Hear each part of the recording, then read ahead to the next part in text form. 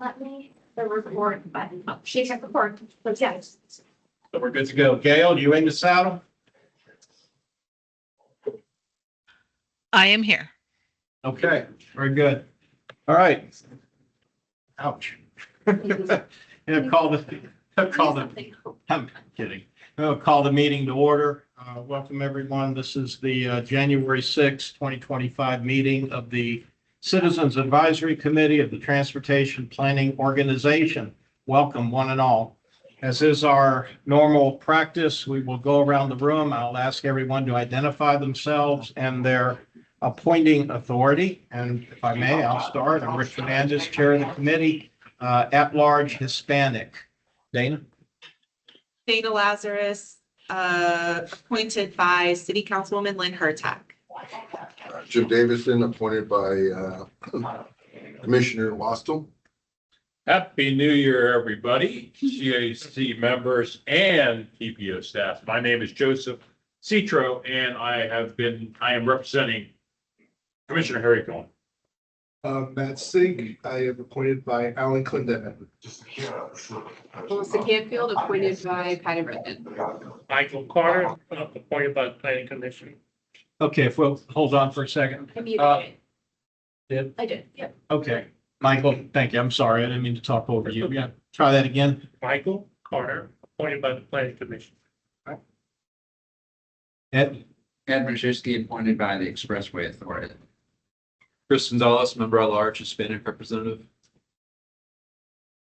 Just had. Get yourself settled in. We'll ask you to identify Dustin. Dustin Johnson, citizen at large. Okay, thank you. And online, who do we have? Avia Adams at large. Artie Fryer, Disadvantaged Coordinating Board. Clifford Reese at large. Else? Any other committee members online?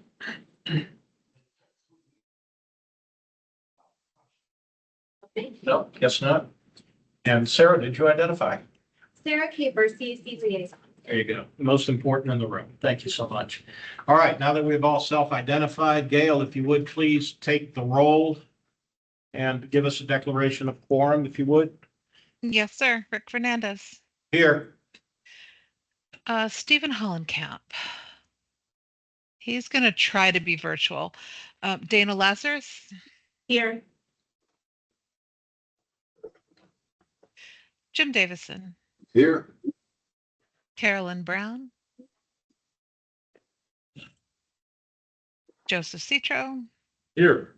Christina Costa. Matt Sink. Present. Aya Yassin. Bill Roberts.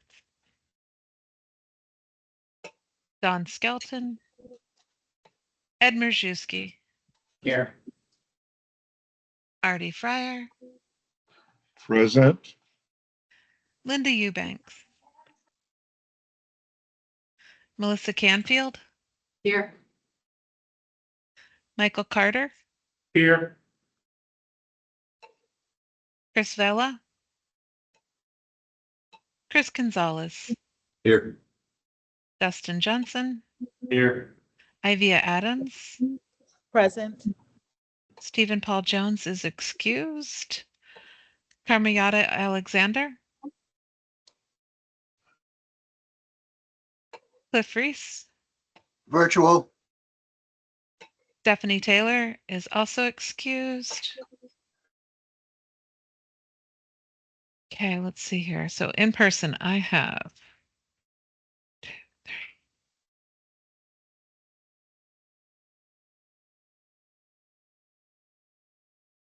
12. So we do have an 10. 10. 10. Yep. Okay, well, either way, we still have an in-person quorum. All right, thank you so much for that. Guess that takes us to public comment. Do we have anyone in the room? Anyone online? Anyone?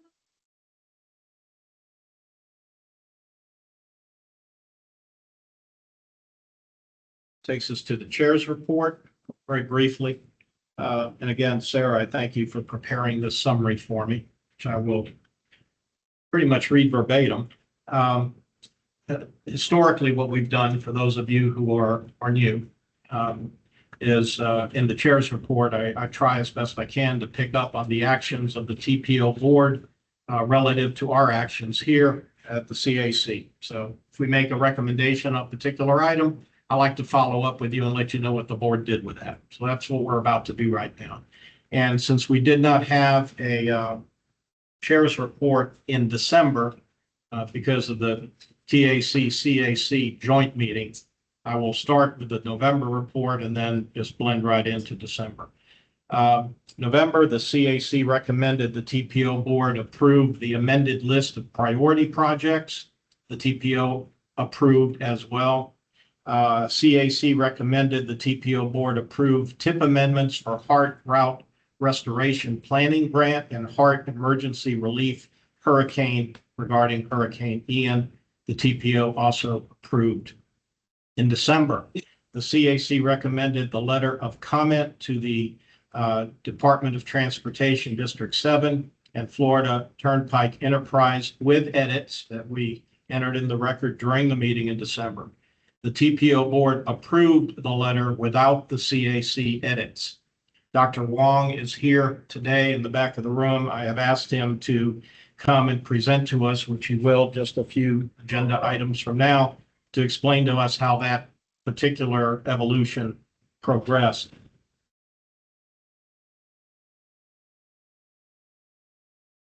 CAC also recommended TIP amendments for the East Port Omniport expansion, the Hart CAV AVL system replacement, the Hart Federal Highway Surface Transportation Program. We recommended approval. The TPO approved. CAC also recommended approval of the 2025 meeting calendar. TPO board accepted calendar and instructed staff to look at revised dates for the November meeting and to add the LRTP public hearing in February. Also, I might note that as we will be doing here today, the TPO board went through their selection of officers at their December meeting. The new TPO board chair is Andy Ross out of Temple Terrace, and the vice chair is Josh Wastel, the county commissioner. I think that's it by way of a chair's report.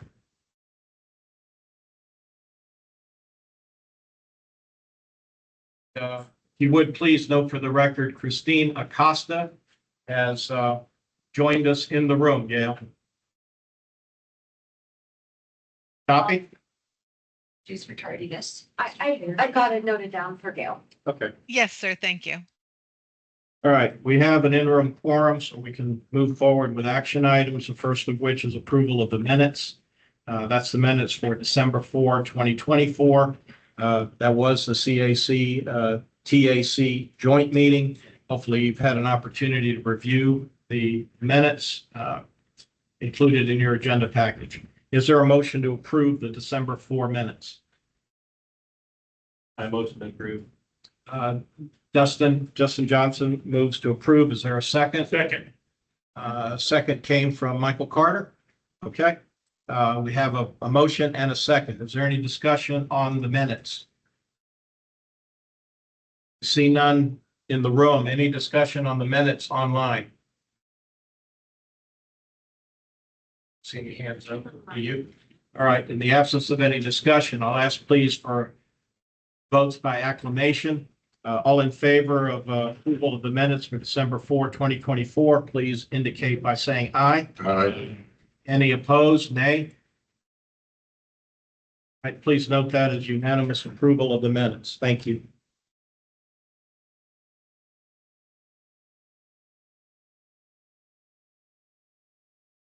Item 7 on our agenda is a staff report. This is the December TPO board meeting follow-up letter of comment. Dr. Wong is going to offer some thoughts for our edification. Johnny, if you would. Yeah, thank you, CAC members. John Long, CPO director. Your chair reached out to me shortly after the December meeting, and a couple of you sent emails inquiring how the votes on the CPO letter of comments at DOT and Turnpike Enterprises about their tentative work programs were processed. And I have some notes to share. What I'm hoping for with me being here to speak to you all is first part of an ongoing dialogue about how the CAC can become a more effective advisory committee to the TPO board. To begin with, I'll just recap my recollection of how that letter of comment was presented to this committee, and then how it was processed behind the scenes following your committee meeting, and then how the vote at the board went down. So when we presented the draft letter of comment to you as an action item in December, the recommended action was first to receive the report on the tentative work programs, and then recommend to the board that the transmitted letter of comment be sent to FDOT and Turnpike, respective of their tentative work programs. So basically, presented the work programs to you all. We wanted to solicit comments about projects in those work programs, collect those, summarize those into a letter, and then transmit that to the board for approval, to then transmit to DOT and Turnpike. Some of the concern that I saw in the emails and having spoken to your chair was that when we presented the letter of comment to the board, we presented two different versions. One which staff had drafted, and another which staff had taken liberties to work in the comments that we received at the CAC meeting and provided that to them. The recommended action that we offered to the board was to transmit the letter that staff had drafted rather than the version that included the CAC comments. And there's a few reasons why we chose to do that. And after I explain how we arrived at that decision, I want to open it up to discuss some ways that we can improve this process moving forward.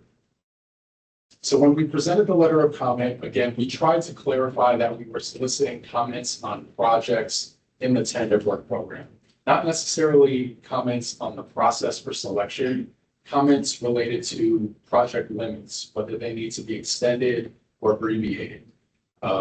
Specific elements of projects, if you wanted to add a crosswalk or traffic control, something to that effect. If you wanted a project to be advanced, deferred out to the future, I would consider all those to be appropriate comments on projects in the work program.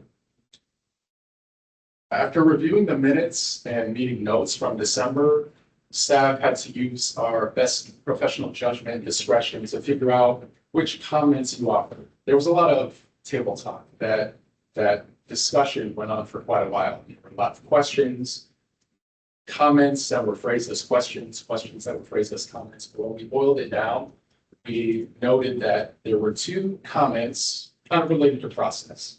One was that a pedestrian activity assessment should have been completed before the airport runway reconstruction project. Now that's kind of process because for the runway reconstruction, which doesn't really extend beyond the property limits of the airport, you can understand that doing that pedestrian activity assessment would be ancillary, not strictly required to move the reconstruction forward. The second was a recommendation for DOT to do an environmental justice review of all projects in the work program, which is understandable. And for that specific suggestion, I would consider that apropos, but again, more process oriented. There is a NEPA process that the DOT follows. Any capital project requires some sort of environmental review, and that's coordinated between Federal Highway, FDOT, or implementing agencies. So that was one of the reasons why we didn't advise that the board include that comment, because the process already exists. Now, there were two comments specifically about projects, which I felt were on point, apropos, and really insightful. However, we chose not to recommend that the board include them because they would have violated policies that the board has already established. First comment was about asking DOT to seek funding to move forward the arterial BRT project. And that project's already in the tip, or I'm sorry, already in the list of priority projects. There is some funding associated with that. When we meet with DOT, we do regularly ask them if there are opportunities to advance that project. So whether we include it in the letter or not, to me, it was kind of inconsequential because regardless of whether or not it's worked into the letter of comment, we're already doing that. But again, the board has taken a policy by prioritizing that project, which means the board has already directed us to continue to find ways to fund that project. And the second project comment was about removing design funds for the 275 Wyken project from Hillsborough to Bears. This is coming on the heels of the June tip hearing, coming on the heels of the August meeting in which the board sought to reevaluate that decision. And then in September, a letter of comment that was provided to the board. All of those votes that the board took affirmed the decision to advance that project. And so in my professional judgment, I chose not to include that in the letter because frankly, I thought it would make me look like I wasn't aware that the board had made those decisions. So that one kind of falls on me. I'll pause there and ask if anyone has any specific questions you'd like me to address before kind of pitch a couple ideas for how we can improve this process moving forward. Okay, looking to my left in the room, anybody have questions for Dr. Wong? Dana Lazarus? I understand that staff makes recommendations based on your professional judgment. The TPO staff letter as written was presented to the TPO board as well as the letter as amended. Vishaka said, we recommend that you adopt the letter that the staff drafted originally. I don't particularly to me, that feels kind of implied because that is the letter that you drafted. So I don't know why it doesn't, I don't see how it doesn't undermine the CAC's thoughtful request to consider our letter equally to the TPO's letter and why it was necessary to say that we recommend to ignore what the CAC is saying entirely, basically, and accept that letter. And it happened so fast, as so many things do at TPO board meetings, especially when it's anything that the CAC has brought up and recommended a lot of times. So that would be my comment. I'm not sure that was a question, it was a comment. Do you Or want, question. do you have anything you want to say in response I to that? understand and I completely empathize and sympathize because I've sat in your seat on the CAC before. And that's not intended to be a knock to the CAC necessarily. We value the conversation and the comments they provided.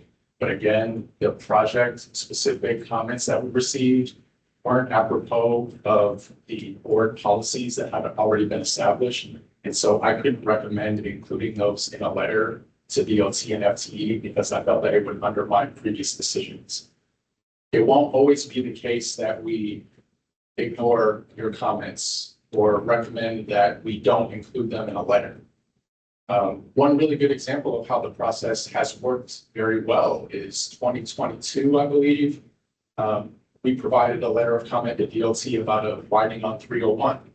When staff presented that letter to the CAC, we had already noted our concerns about the widening not alleviating the safety problems, right? So we presented that in a letter to you all.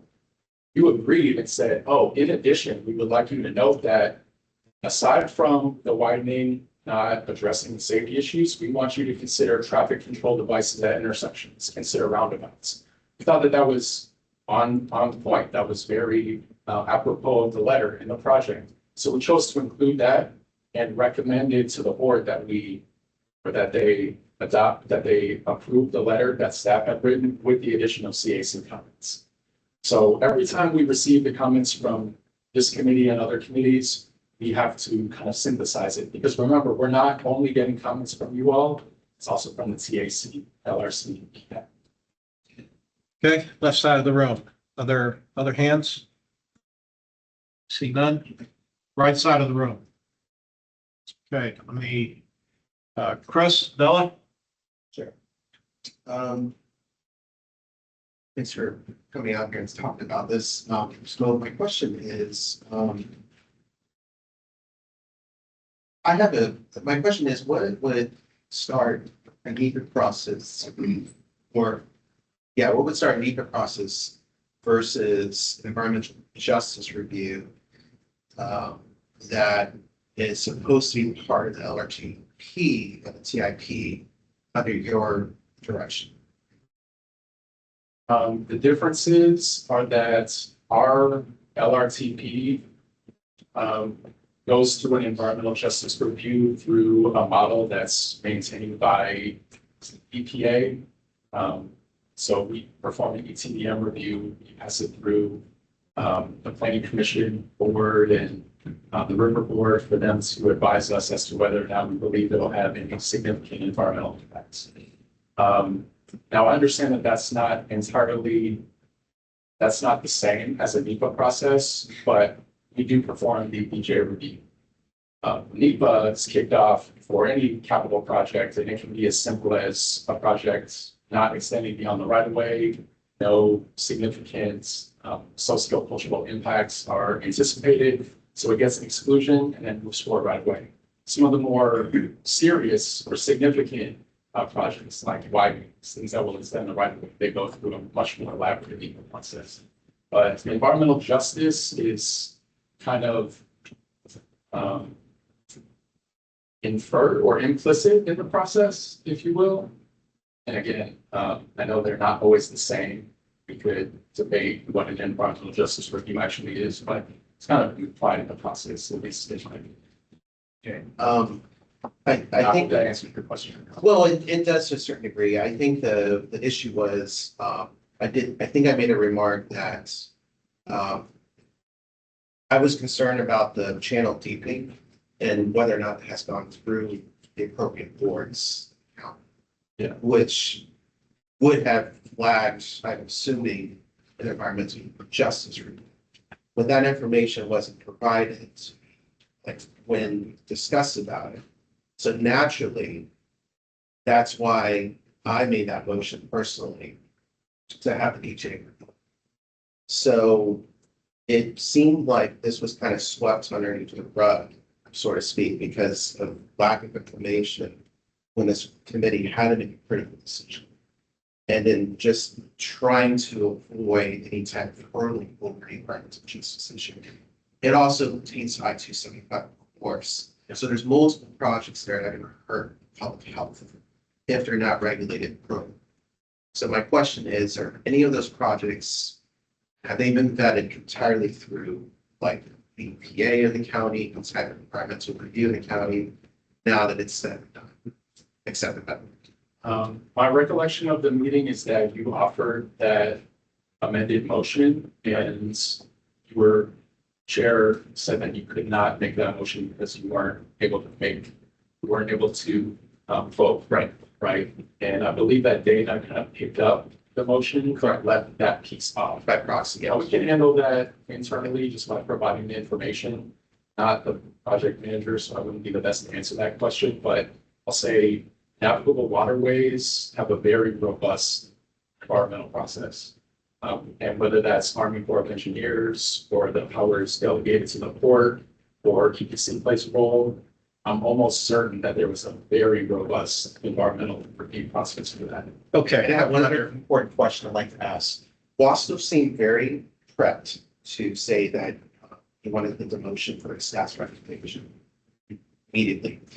My question is, did you guys met with Wasto, including other TPO board members about this letter before the board meeting? I briefed the board members, everyone that accepts the briefing. Sometimes the briefings occur before the CAC meets and sometimes after. Off the top of my head, I couldn't tell you one way or another whether Wasto's briefing was before, day of, or after the CAC and the TAC met. But just as a general rule of thumb, I briefed them with the most current info that I have. So if that motion was made at the meeting and I briefed Wasto after, yes, I would have had an opportunity. But It's before then. Okay, Ed, you have anything? Yeah, I was just gonna say, I've known a number of members of the TPO board and they've told me how much they value CAC input. However, I think we need to remind ourselves, we're an advisory board. Here's all the arguments, they make a decision, and their decision was, thus and so. I wouldn't expect somebody as part of an official transmittal expressing their point of view to say, this is our point of view, but by the way, there's all these opposing things. I mean, that just seems, if I was sitting, I can't imagine if I was sitting on the TPO board. We've heard all this stuff, we've come to our conclusion, this is what we're gonna put in the letter. And, you're not gonna, at the same time, put what all the opposing things are that you decided to not do. I mean, so I think, I just don't see the issue, I guess.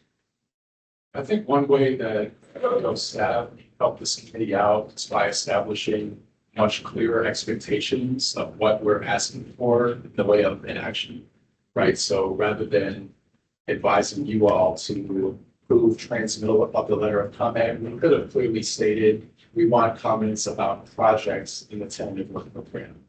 We also could have established parameters that say we will include comments as long as they're appropriate or relevant to the action that we're requesting and don't violate the existing board policy.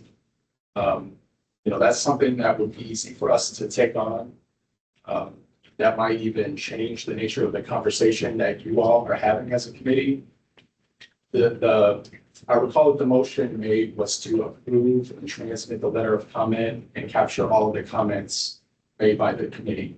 Now, while I appreciate the commitment to democracy, it made it very difficult for staff to go through all the comments, say, okay, this needs to be included, weeding out which ones may have been exclusive of one another. If one person says, I like this project, and another says, I don't, then we're left in a position where we have to moderate. Can't include both comments. Christine, do you have anything? Dr. Wong, thank you for being here in person. That means a lot to us.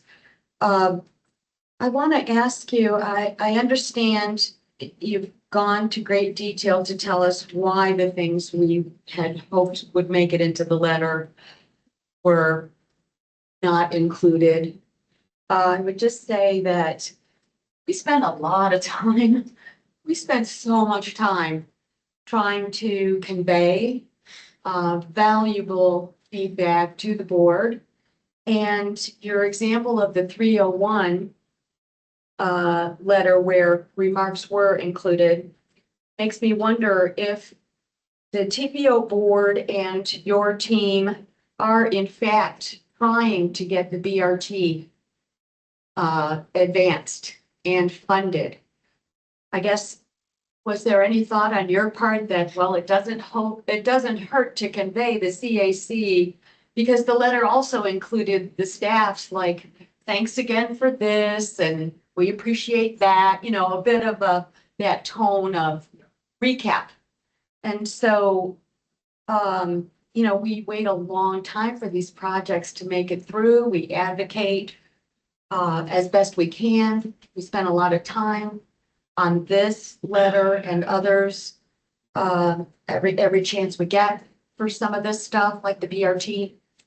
And so I guess, why not? Why not kind of toss us a bone for our hours of effort?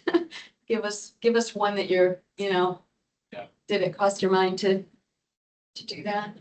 I apologize if you felt that we were neglecting the comments wholesale. That wasn't the intention by any stretch of the imagination. As far as what my team and I are looking to advance, BRT is one of our top priorities internally. I'm sure that you all remember the letter of comment on the System Feasible Plan. We worked that into the letter before even presenting it to you. And we had a pretty robust conversation about that letter in front of the CAC like in September or so. So we are pushing that agenda right now. What seems needs to be done is for hard to come up with a viable funding plan. and rerun the model to show the increase in ridership after Route 1 goes fare-free. So we are working on that behind the scenes. Chris, did you have anything? All right, anybody online? Anyone online, if you could raise your hand? I can so. No one online has a comment. Okay. You're not done, are you?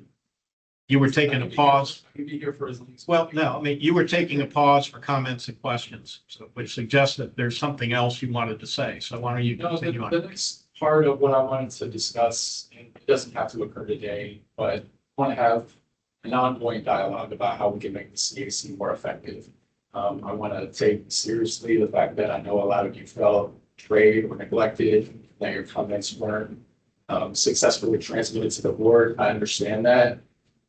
With our staff concerns in mind, I hope that we can kind of find a middle ground. You know, we can understand each other's concerns and work on providing effective recommendations to the board. Anything else in the room?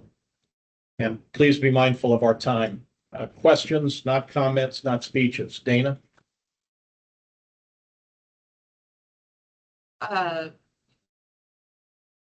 Sorry.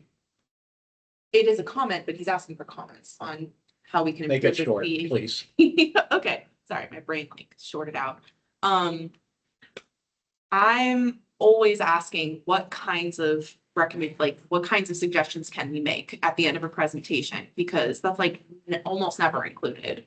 And I really think that we do need to better understand what kinds of things can we say right now that will be appropriate and will be actually included.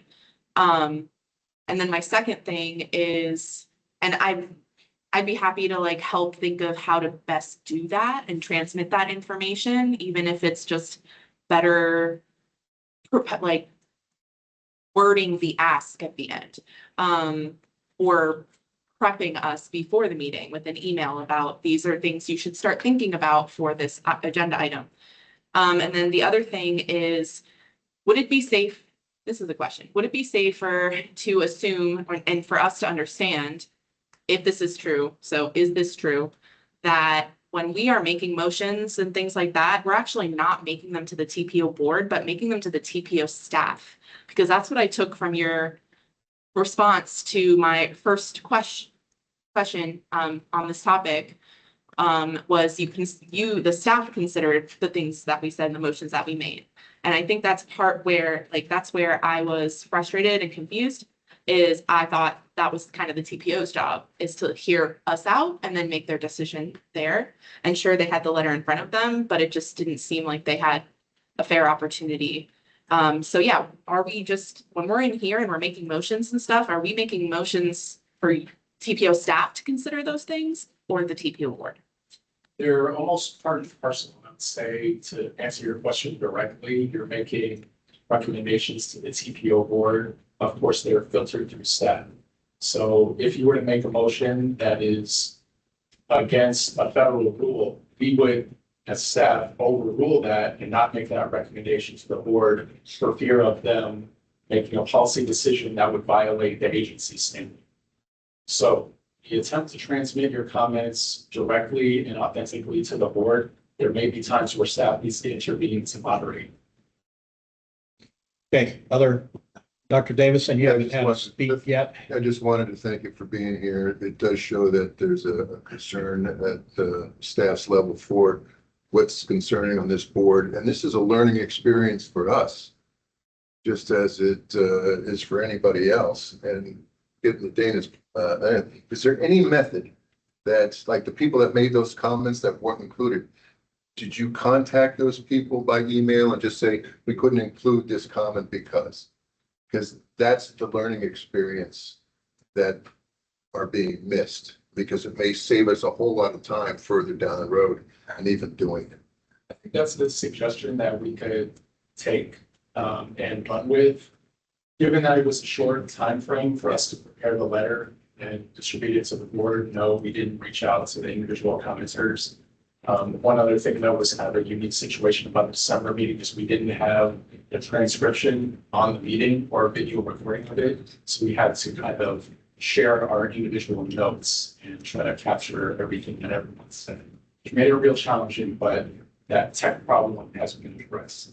So moving forward, a lot of the unique circumstances that we faced in December shouldn't be a problem. Okay, it's going to be a lot bigger, so I appreciate it. Thanks, Jimmy. Okay, I'm ready to close this out unless somebody has a burning need. Chris Vella.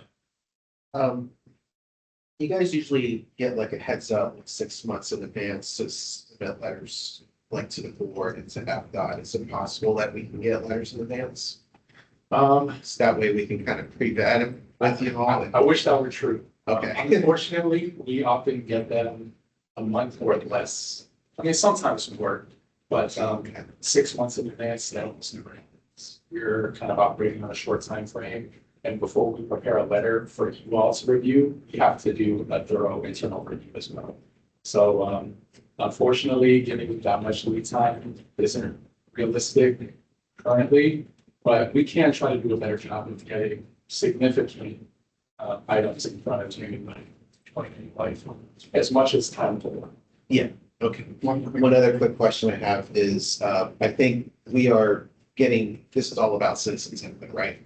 So one big contention point has always been the point of no return with the interstate, even though we know that's not really what it's called.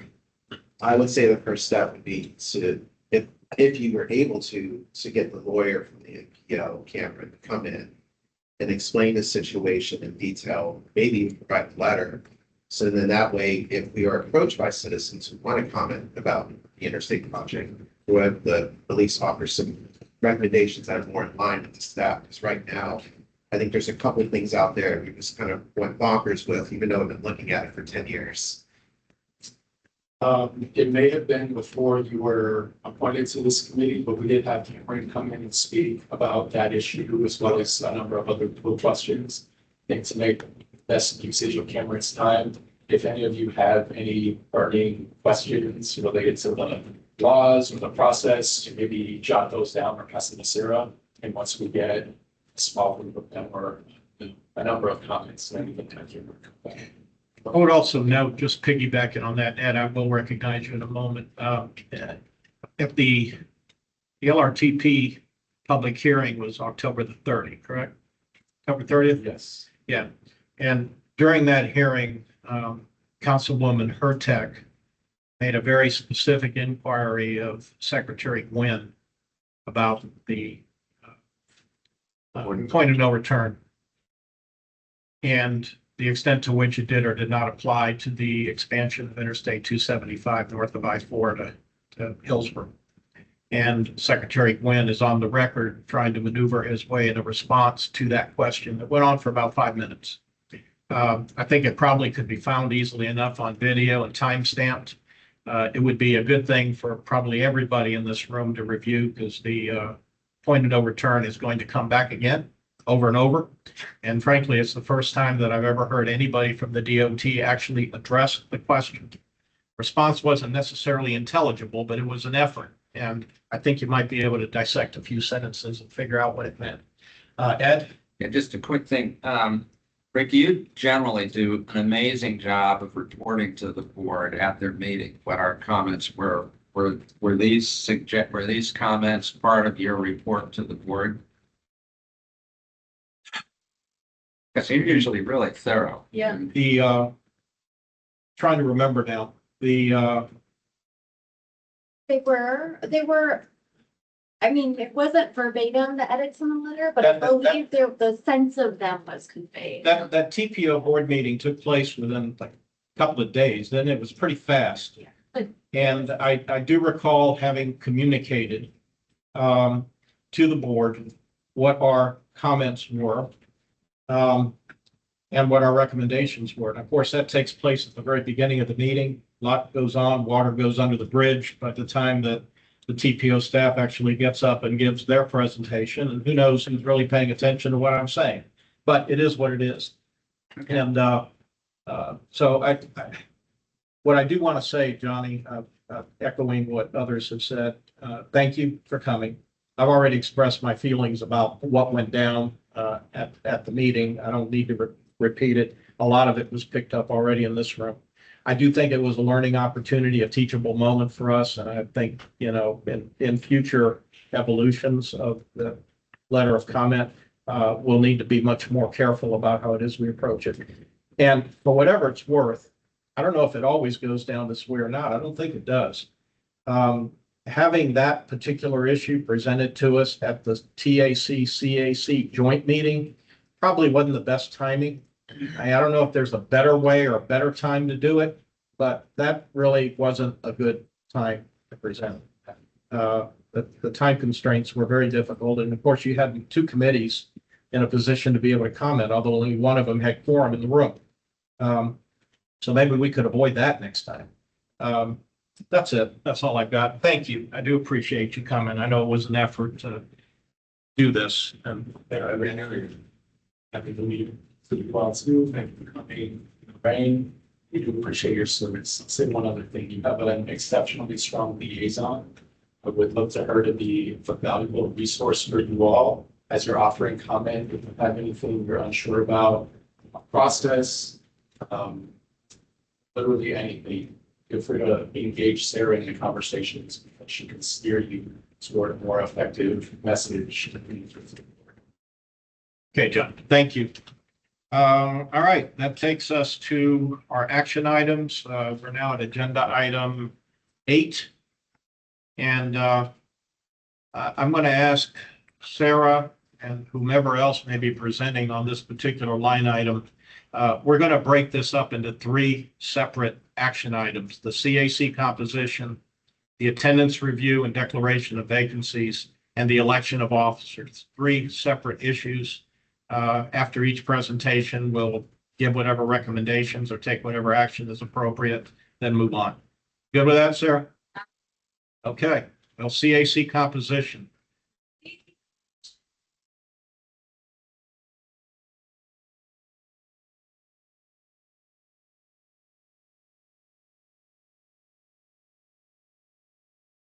CAC composition. From your bylaws.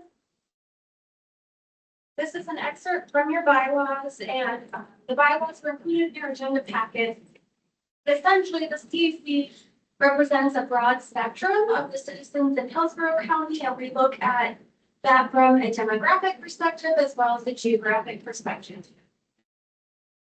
There are 16 members of the CAC who are nominated by each voting member on the TPO board. Many of you tonight are nominated by someone on the TPO board.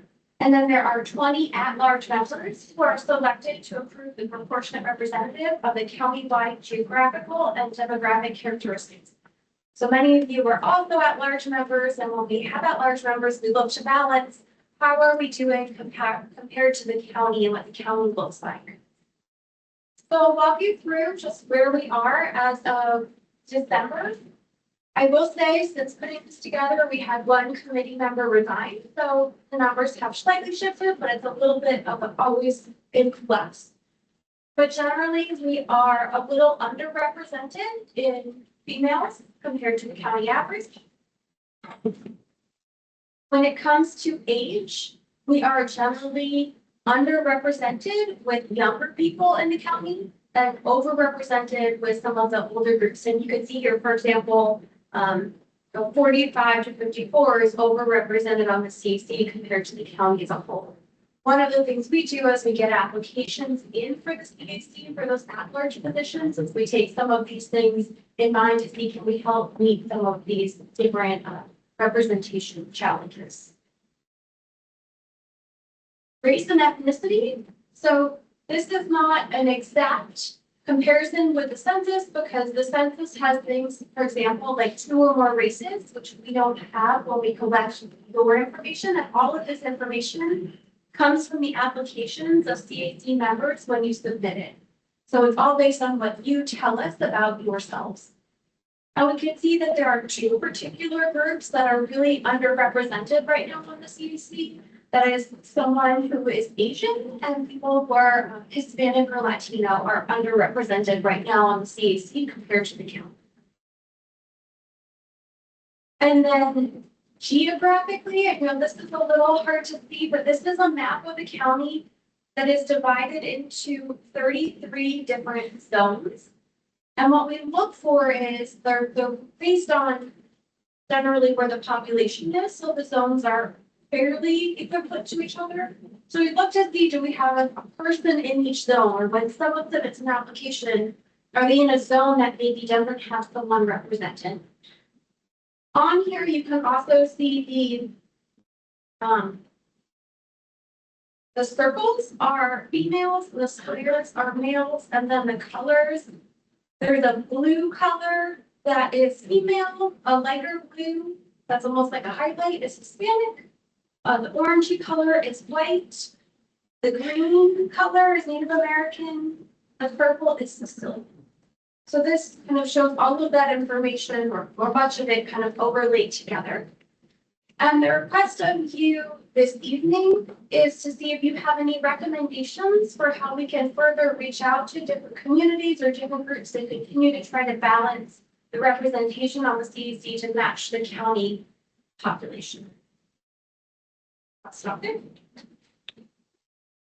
Okay, would you restate again? You're looking for recommendations to X. To help us reaching out to different groups so that we can continue to try to balance fill those at-large positions with where we have needs. So for example, if we're underrepresented with Asians or Hispanics, which we know we are, do you have recommendations for groups we can reach out to try to fill vacancies for those positions? Okay. Dana?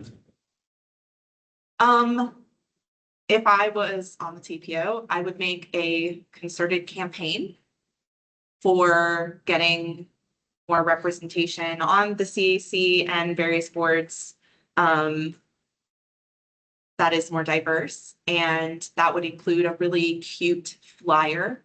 I think at minimum a flyer, like a little banner, something that gets handed out whenever you guys go out and table. And maybe once a year, do like a concerted tour, so to speak, where you go to different community meetings or neighborhoods or events that you give like a presentation about the TPO and what the TPO does. And so it's an educational opportunity in addition to, at the end, you make an ask to recruit anybody who's interested in advising the TPO board, and this is exactly how you do it, and you have a conversation with them and do it like a community organizing task. Dr. Davison, did I see a hand up? Yeah, both the county and the city have a list of every single homeowner association in the entire county. And they're the ones that really need to get involved here. And if you could put together just like a one-page email that you could send to them requesting their participation in the CAC, particularly addressing the sections that are underrepresented currently, you might be able to kill 4 or 5 birds with one stone. And that's what I would recommend that you do. It's a little labor intensive, but maybe you could ask for volunteers to give you a hand. Matt Sink? Kind of to go off of last comment is Dan. The Dan might be the best place to start that. Caroline Bennett. Taking flash out to all the membership. Anyone else to the left of the room? No? Right side? Ed? Aren't there like Hispanic Chamber of Commerce or Asian Chamber of Commerce? I would think if the problem is not enough representation, rather than do broad stuff all over the place, target those things where you're short. That would be my suggestion. Any other? Alyssa? I know. So there's a group down in the South Shore area called Enterprising Latinas that are very strong advocates. And I know that there's a lot of things going on in that area. And I think that they would have a lot of people that would be interested in, learning more about this group. I mean, I know I'm new and learning everything, but I think they would be super helpful. I can put you in contact with anybody down there if you need to. And good, you can have their contact. Okay. If not, I'll reach out. Yep, please. Chris Vella? Yeah, so part of a lot of public records requests, I did find out that FDOT has an extensive list that they mark it out to for their community meetings. And in fact, I would try to write off their community meetings as possible to get more public participation. I'm not promoting my own efforts here, but like there's Transit Now, there's Sunshine Citizens, there's EMB. There's a lot of groups out there. Some from TPO could just reach out with some marketing materials, and then at will, these groups decide that they want to share this with their audience. I think that would be extremely helpful, at least to get the ball rolling. And I just agree, like, I think ultimately there should be some campaign put together. I also think that if you're going to try to get people way out in East County or even town and country, maybe there needs to be some flexibility put in the advertisement, meaning that you don't have to be at the meetings all the time, because we know it's a very difficult distance to go, especially at the ends of the county. And I think that's what you want. You want some of the fringes of the county as well. Most of it's kind of centralized. So like, how do you make participation more flexible for the CAC while trying to maintain, you know, the rules of what the county governs on these things? Christina Costa? Yes, I agree that the Tampa Hillsborough Association of Neighborhoods stand might be a good resource. And I wanted to tell you, they actually have an event on Wednesday, the 8th this week at 6 p.m.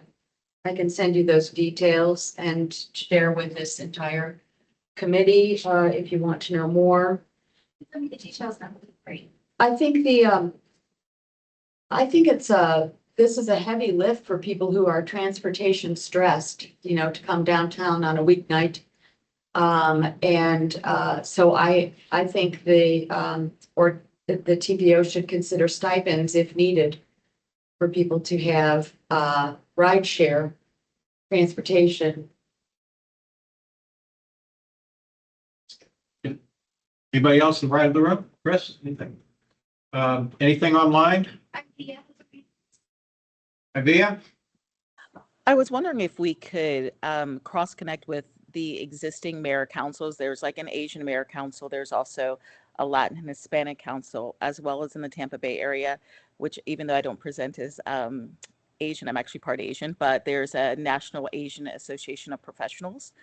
There's tons of these groups, but if we automatically go to the ones that are existing, that we already have contact through the mayor, and those councils, it'd be very easy to connect to them, and then they could filter backward to community events and organizers that they're aware of, which may take a little bit of time off of us having to do such extensive mailings that may be costly. Thank you. Okay. Is there anybody else online?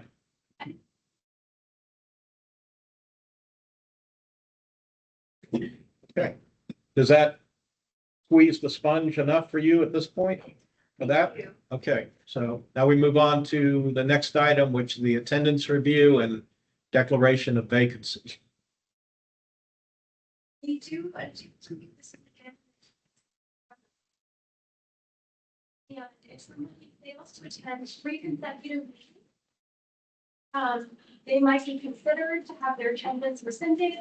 In each case, we would warn the member of grading and their nominating organization 30 days in advance of an action to the membership. So keep that in mind as we have the discussion today. The first step would be to warn someone in writing if that is recommended by this committee and the TPO board, and then would actually have the action. So I'll briefly walk through this. In your packet, you also have the full attendance review. This is as of all of last year, but I've only included people who are on the committee as of the time that I put this together. So it doesn't include people who were on in the beginning of the year and came off. Anything that is in red highlighted is an unexcused absence. So for example, if you RSVP using the button in the agenda packet where you send me an email saying, I can't be there for the CAC meeting, it does not show up in red. We excuse that absence. So these are people who did not communicate to us in advance that they would not be at the meeting. and did not show up at the meeting either in person or virtually. So we have the members' name, their representation, if they're from a CPO board member or at large, and then the meetings throughout 2024. I'll go through the next one. So we have quite a few members listed here.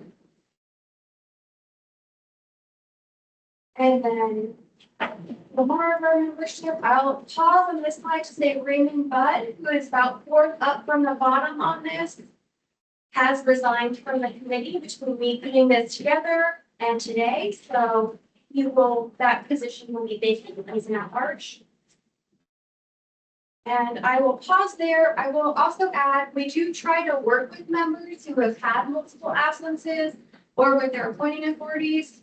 We have not reached out to any appointing authorities as of today, but I did reach out to all of the members to encourage them to RSVP. And some of the members who've had a lot of absences, I have reached out to ask them, something going on. Is there something we can do? Can you, tell us what's, be at the meeting?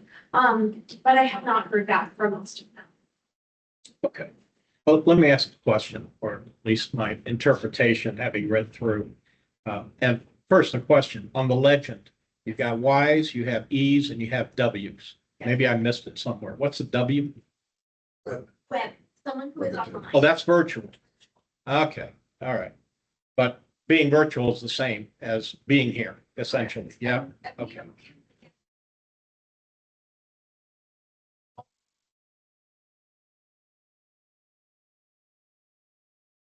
I understand. Okay, so a Y is somebody that said they were coming and actually showed up.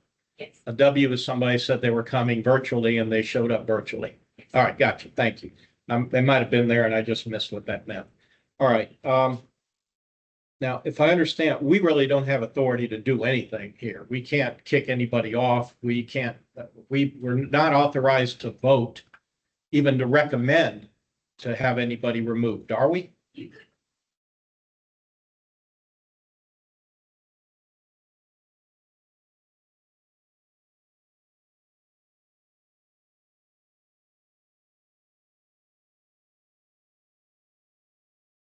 Sarah, if you're speaking, we cannot hear you online. Sorry, Gail, can you hear me now? Yes, ma'am. Okay.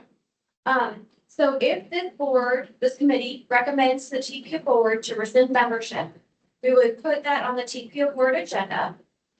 If they follow up on that advice from the CAC, your recommendation, that we would warn the member in writing.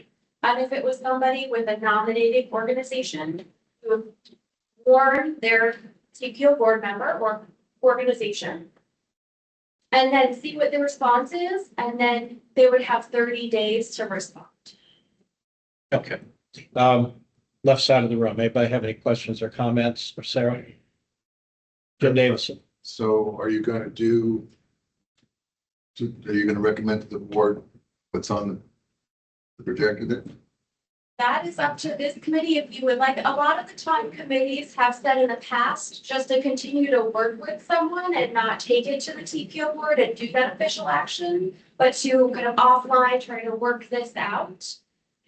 So it's really this committee's desire. Do you want to elevate any of the absences in a row to the TPO board or instruct staff me to continue to work with these individuals? And if they represent an organization, I can work with their nominating organization as well. So if it's a county commissioner, for example, I could work with that county commissioner and their office if their person has missed, and maybe encourage them to speak with their member. Okay. Any other questions or comments? Left side, Dana? I don't feel like the CAC should have to make that motion and elevate it. Like, You don't have to. okay, so there is like an automatic is there an automatic process to where somebody like those 4 reds for unexcused absences that triggers that you guys go ahead and recommend to the TPO to remove those people? Not automatically, because of the language here is it may review and consider recommending, so it's a flexible language, but we do take this opportunity to do that. So I will say if this committee takes no action today, which you are entirely it's your ability to take no action on this. I would still reach out to those members and reach out to their appointing authority if they have one, to try to follow up and either get them to attend if they are able to still commit to the CAC, resign, find an alternate or some other solution. Or tell us when they're going to miss the meeting. Any other questions or comments, left side? Right side, Ed? Yeah, the only one that jumps out at me is my friend from the Port Authority. And I mean, I think they just need to appoint somebody else, but I don't think we need to make a big deal out of it. I think you just need to contact your Port Authority and say, hey, can you appoint somebody else? Yeah, I think we could definitely do that without any. Yeah, I mean, we don't need to have it at the TPO agenda. It's just something you can just reach out to the agency and say, hey. I could definitely do that. Anybody else, right side? Anybody online?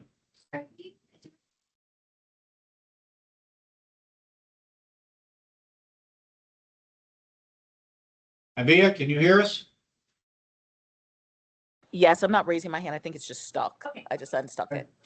Thank you. Thank you. Let me, I'm gonna piggyback on Ed. I personally, and obviously anybody in this room can make a motion, and if it's seconded, we move on and we have a discussion and a vote. Personally, I just assume to have this not be a big thing. It's important for people to be here, either virtually or otherwise. And these organizations, whether it be an organization or it be a county commissioner or it be an at-large, they deserve representation. If they're not getting it, then there's a void. So I'd like to see, butts and chairs. And whatever we have to do to make that happen, let's make it happen. But I'm not looking to embarrass anybody. If there's something going on in their lives and they can't be here, fine, let's find somebody else. But the appointing authorities need to know. They can't just be wandering around thinking everything's cool when it isn't, all right? So personally, I just assume we let it go at that, let you all do what it is you can do, discretionary action under the rule. That's my personal opinion. But if anybody has a motion they care to make, now would be the time. Nobody jumping up and down in the room. So I guess we're good. You know what we want? I got it. Okay. What does that take us to? Election of officers. Oh, great. Okay.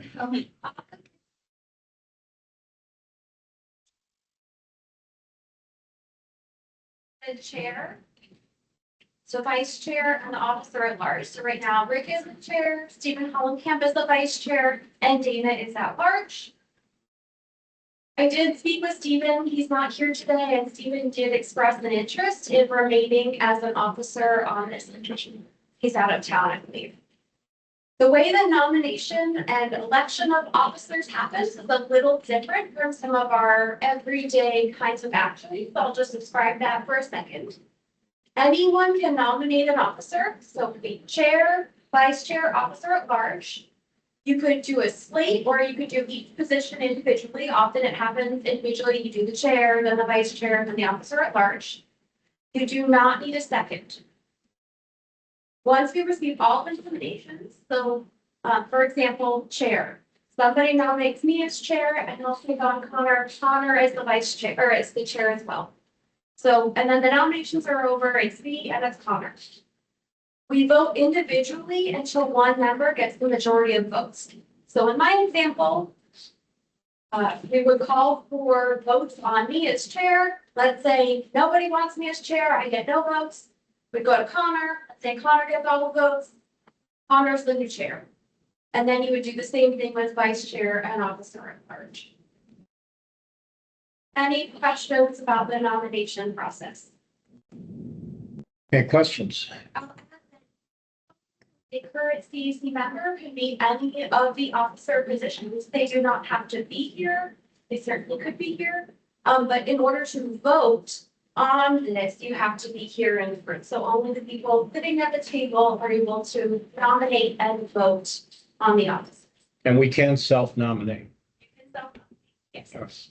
Well, without further ado, I will put my name in, nominate myself as chair.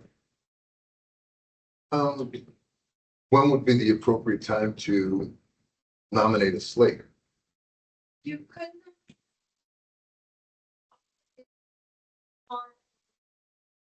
Yeah, I was gonna make a motion to nominate the slate that currently is serving, remain in the present positions they hold.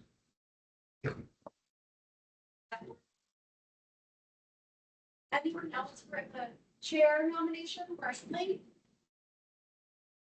Okay, well, we'll vote on chair, and I'll handle this if it's okay with you.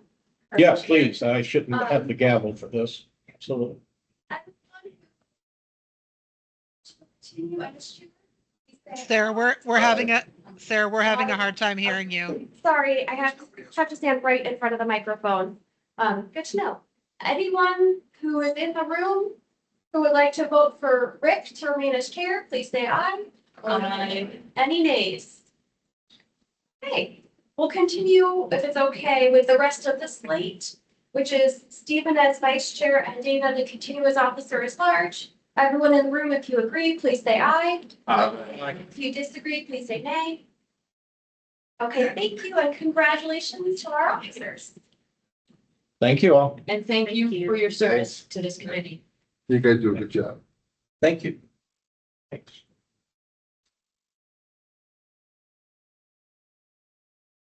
Okay, that took care of action item 8A, all elements of it, correct? That is You're good? Yep. Yes, Christine. Excuse me, but I'm gonna join our meeting online as well because I can see my own screen better. And usually there's like some burst of echo, so I just ask for your forgiveness and I'll hit mute as quickly as I can. Okay, have at it.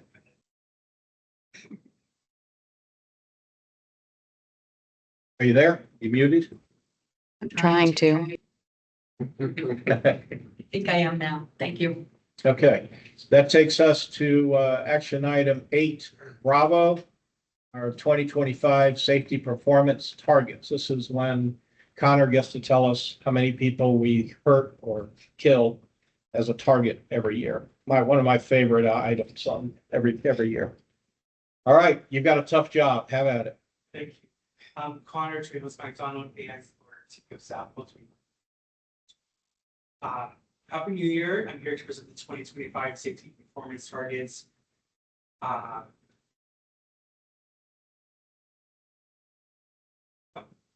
quick refresher on performance measures. They're required by the POs and safety agencies under the MAP 21 legislation and then renewed under the FAST Act. They create the goal is to create a streamlined performance-based multimodal program to address the challenges facing the U.S. transportation system. There are 5 categories of targets, safety being the first, so the others include reliability, transit assets, bridge and pavement conditioning. So within the safety performance targets, there are 7 metrics that we evaluate, and this is a greatest number of fatalities on 5-year rolling average. So there's 5 that are required, including number of fatalities and a 5-year rolling average, rate of fatalities per 100 million people miles traveled, number of serious injuries on rolling average, rate of serious injuries, number of non-motorized fatalities and serious injuries, and then the 2 elected by the CEO for number of fatalities and motorcycle fatalities in the 5-year. So some key definitions for you. Given some feedback in the past years, I wanted to go ahead and provide some key definitions here. So 100 million vehicle miles traveled, total number of miles traveled by motor vehicle in a region over a certain period of time. Next, the serious or incapacitating injury. This is a significant injury that causes permanent damage or loss of bodily function. And finally, non-motorized being bicyclist or pedestrian. So I did take the time this year to look into best practices of current trends and safety target setting. This is from federal highway. 37% are data driven, which I would categorize as to be data driven. So the safety performance targets are based on expected outcomes given recent trends, model projections, program projects, and other safety efforts. And then 16% of the respondents do a goal-driven approach. So this would be like setting a target of 0 in 20 years, making improvements within 20 years to get to that 0. And then 41% use a hybrid approach of both goal-driven and data-driven. So annual actual fatalities projected through 2025, and 1% reduction factor, which is applied and calculated given available funding and safety. And that 1% reduction factor is a federal highway best practice as well. So with that, the number of fatalities last year was at 236 for 2023, excuse me, and then in 2024, fatalities were 157, which is a significant decrease. We did reach out to FDOT and some other state agencies to clarify that there was no discrepancies in collecting the information and reporting differences. They did not identify any, so that's good news. We are, significantly down. And then applying that 1% reduction factor on a lower number, I would justify that it would be data driven and goal oriented. So we're going a little more beyond the data driven approach in the past. So the recommended target here is 156. Annual fatalities in a 5-year rolling average. With the 5-year rolling average, we also saw a decrease, recommending a target of no more than 200. Fatality rate per 100 billion vehicle miles traveled, also seeing a decrease, recommending a target of no more than 1.3. Motorcycle fatalities, we have seen some increases and decreases, so it's not quite steady as others. With the 5-year rolling average, applying a 1% reduction factor, recommending no more than 41. Annual serious injuries in a 5-year rolling average, it's a federally required one, no more than 907. Serious injury rate, no more than 6.2. Non-motorized fatalities and serious injuries, so remember this is bicyclists and pedestrians, combined with serious injuries, and we're seeing a downward trend recently. So higher than anyone would like, of course, but we're recommending a target of more than 236. Our report card here, you can see that we had 5 of the 7 targets we set last year. Those not met were motorcycle fatalities, injuries. And on note, just for reference, the data-driven approach is part of the requirement for federal highway, so it's data-driven and realistic that these targets speed. So in some context, in 2023 to 2024, Hillsborough saw a 33% decrease. Metro Plan Orlando following. This is just similar size appeal areas. Saw a decrease of 23%. Now it's down 17%. The Broward and appeal area up 1%. So some takeaways: fatalities significantly increased, or decreased, and motorcycle fatalities and overall serious injuries targets were not met. So what can we do? The local relation, the MPO and local governments design and prioritize safety projects in their CIPs. We can continue to program safety studies, PWP. We are working with Cutter on our motorcycle safety study. We could, if given the motion will of the board, specifically program the motorcycle safety study. We could continue to prioritize safety projects that are lower cost and are shovel ready. The report card here again. Do that. So that's those recommended targets are on the right side, far right column. With that, the recommended action today is to approve the calendar year 2025 safety performance targets and recommend approval to the board. I'm happy to take any comments, questions. Okay, left side of the room.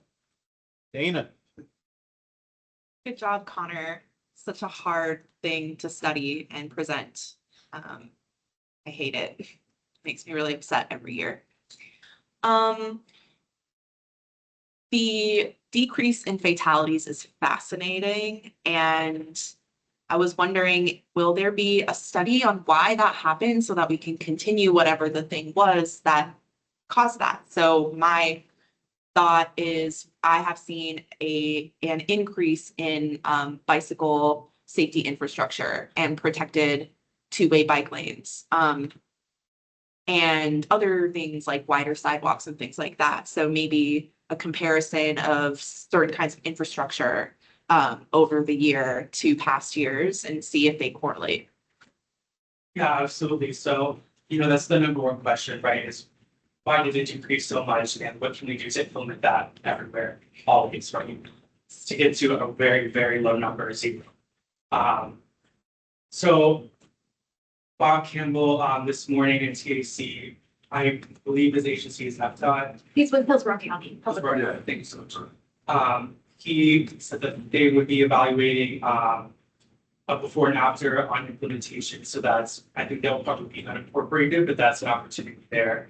And then as far as before and after studies for us, we can take that and consider it. Definitely. And just to add to what Connor said, we did work with a class at USF to do some before and after. So doing before and after is definitely on our radar. We're still digesting some of what we heard from that class project. Jim? Yeah, I mean, it's a fascinating result.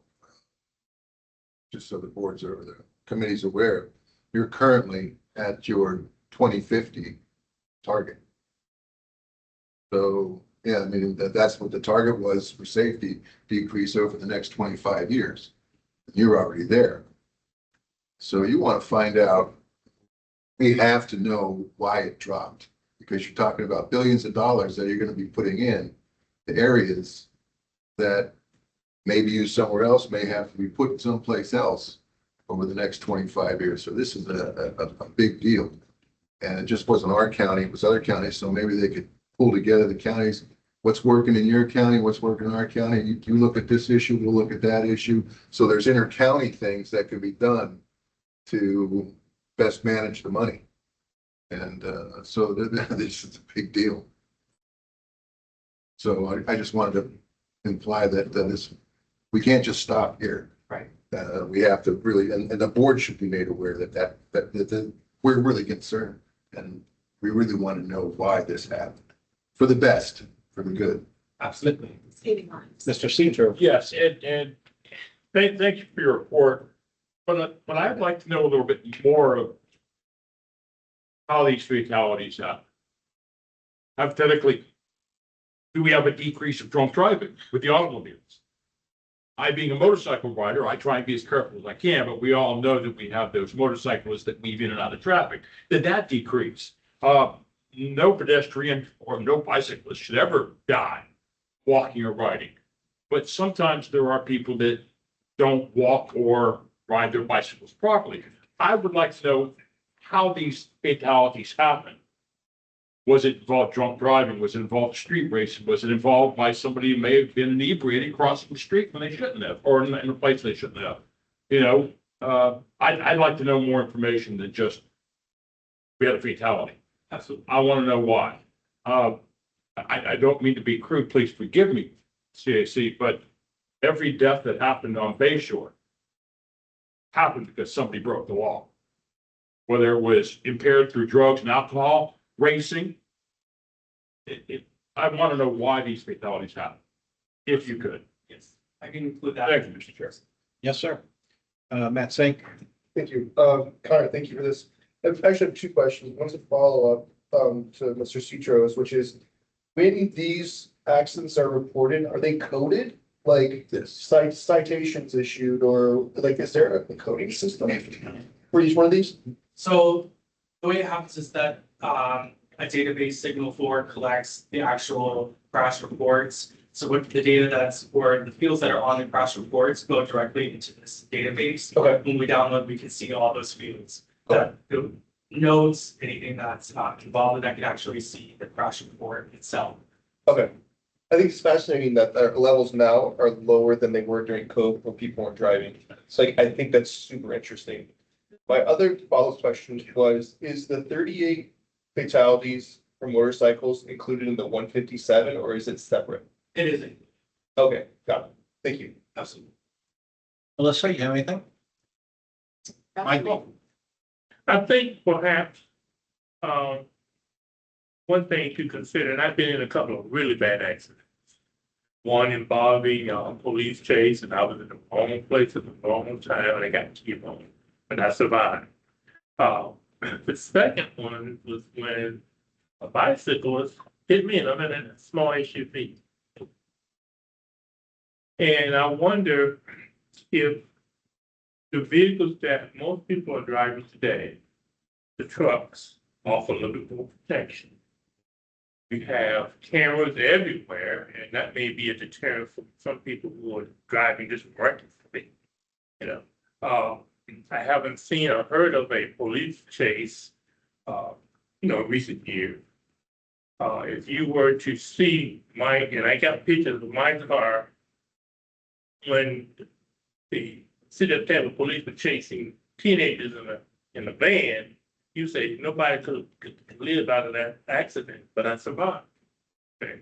So to the gentleman's point on the end, I think sometimes we need to look at, and I know for you, it's probably a lot of research you gotta do. Traffic tickets may be an issue. I see some crazy things on the highway. I mean, it just blows me away. I actually sometimes pull over and let them pass because they're right on my butt. And they're cutting in front because there's so much, curve. So all of the comments, I think, are on point. I like your report. It's really good. But if you've been in any bad accidents like I have, it makes you stop and think, it makes you slow down. Seatbelts could be a contributing factor to safety. People not dying. But thank you. Over here to the right. Justin? So it was a great presentation. Appreciate it.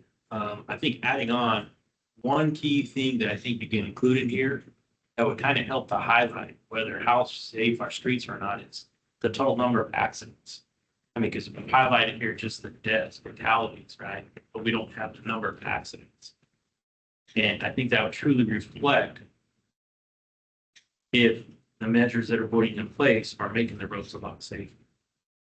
Because you only have to dwell down, what each one was. If you say, okay, 2023, we had, 30,000 accidents. And 2024, they increased by 50,000 accidents. Well, obviously something's not working.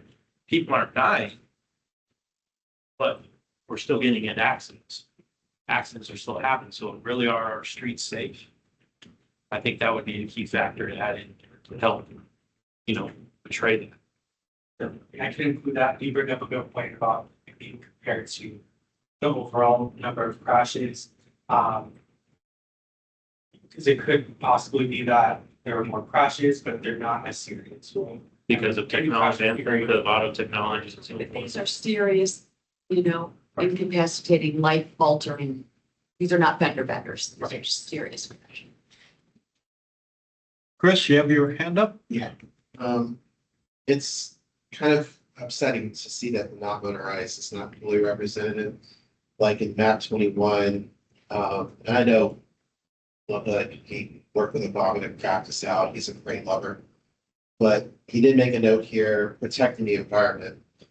So wouldn't you consider people getting ill permanently or environmentally impacted by the wrong transportation as a metric that should be included in this? Because the way I'm interpreting the map 21, it does say environment, which would include any type of pollution that would come from road widening, right? Or just in general, people already are in areas that are suffering from chronic illnesses, and then we're pumping more bad things in the air. So my question is there any opportunity, I guess, next time around that we could look and incorporate those types of things for the non-motorized folks?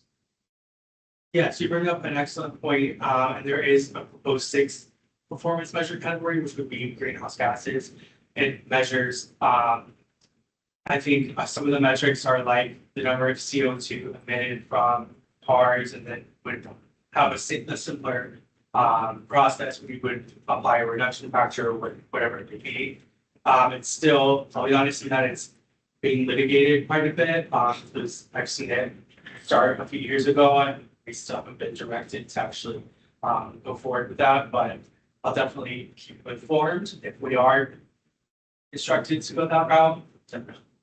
Thank you. Ed? I have a suggestion for you for a grad student project. As you indicated, every one of these crash data reports has, 50 or more factors that were associated with that crash.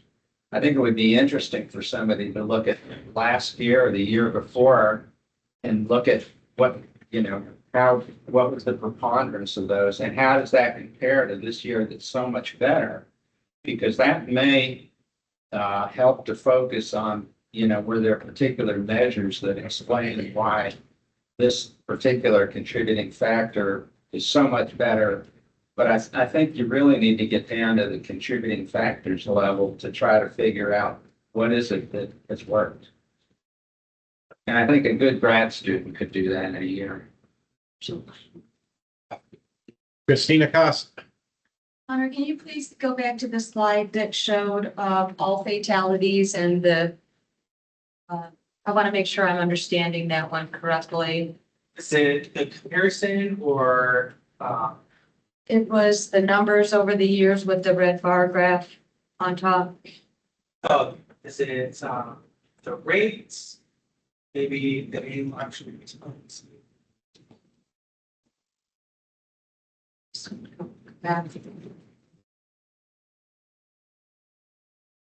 Is this the one you were referring to? Yeah, it's not, oh, there it is. Okay. So this is all modal types. Yes. Splendid. All right. I wanted to make sure I understood that. And I will say out loud, many of our CAC members have not been around for some of the study that is the precursor to why do we have such high crash rates. There is something known in roadway safety as the COVID spike. So yeah, we've had a decline right now, but we had, and all communities did, we're not different at all. The number one factor of how our roads, how we perform on our roads is the design of the roads. It is not the user behavior. There are two books that I want to encourage all CAC members to read or learn from. The first one is called Confessions of a Recovering Traffic Engineer. And the other one, very provocatively named and new, is called Killed by a Traffic Engineer. And that will shed some light on why we have such high crash rates in the United States. But in Hillsborough County specifically, one of the top contributing factors is that our roads are set for speeds that are too high. I don't mean people travel too fast speeding, although that is a part of it. Our set speed limits of our high injury network. This is from a Hillsborough County study. It's a couple of years old, but many of you were not involved at that then. 70% of our top 20 high injury corridors have speeds that are set, posted 5 to 10 miles an hour faster than what is recognized today as the best practice. And an additional 15% of our high injury networks are posted at 15 to 20 miles an hour faster. And then you have the incremental speeding above that. So basically, all of our speeds are set too high. And this is really prevalent on our state and county roads. So speed is number one factor in the frequency and severity of crashes. And so when we have our speeds that are set too high, that means that we have high crash rates and high injury rates. And so those are design factors. We create and design our roads to have as many cars go as fast as possible. And that's a recipe for all these fatalities. So I wanted to share that information with this group and encourage you to study the truth of what's behind some of these numbers. My question for you, Connor, I could talk about this for hours, and I have been a speaker on this subject, but for now, I'll close with this question. We had between we had this nice drop. It is a welcome bit of information. From 23 to 24, we had a reduction of 79 fatalities.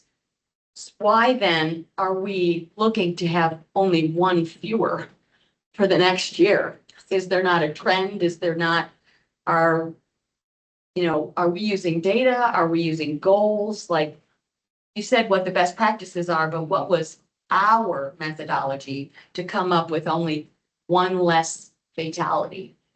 Right, so excellent question, thank you. So it's a 1% reduction factor, and that was researched in the 2045 LRCP. And that's based on available funding, the Mission Zero category. And that was also recognized by Federal Highway. Our specific method was recognized as best practice. So the 1% reduction factor here, it would be greater if the fatalities were greater than 1%. So the 157 to 156 is just what that 1% is. Okay, and what happens if we don't make our goal? There are no consequences if we don't. There are no consequences. Okay, and I just close this one parting thought for all of our CAC members. This conversation about how many deaths and serious injuries do we accept as part of our transportation systems is exactly how Vision Zero was born, because it was the Swedish legislative body 30 years ago that had this debate. And they concluded that morally, the only number they would accept is 0. And that's how Vision Zero was born. Thank you for hearing me out. Okay, Chris?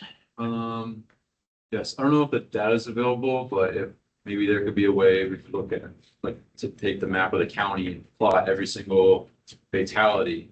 And then if there's also a map of areas in the county with higher frequency of crashes, and try to correlate that, and maybe even go back some years, see if the crashes, some of the one-off spots in 2024, are these just one-off crashes, or is this going to be like the next, especially with sprawl and everything, is this going to be a new high crash frequency area, and see if we can get ahead on that before it, gets out of control?